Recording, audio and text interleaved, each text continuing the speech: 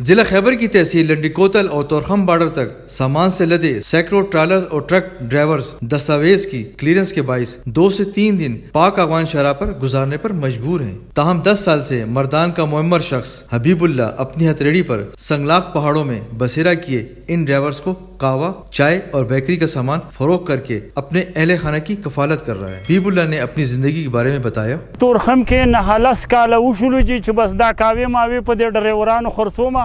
او بس ګرځم دا ډریوران اجزانان په دې شړو کې ولاړې په دې غرونو کې بس او زه ورپسې ناره ګرځم کور مې هلته مردان کې دی خو دلته مې دیره نیولې ده بس په دیره کې پاتې کېږم بچي مې شته دی چې واړه دي بس هغه سکولونه هم وایي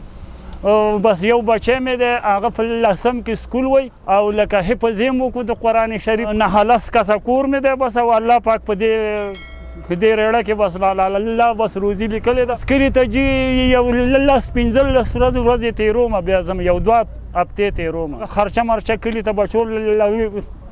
ویسم او یا یو شپه او یا 2 شپې وکم کور کې بس بیا راځم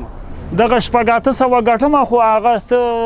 2.5 ټل کې ورکم ډوډۍ رانه واخلي او دغه 15-16 راته پاتې شي بس یاره الحمدلله په دې ساعت یاره چاته سوال نه کوو چاته دغه نه کوو خپل بس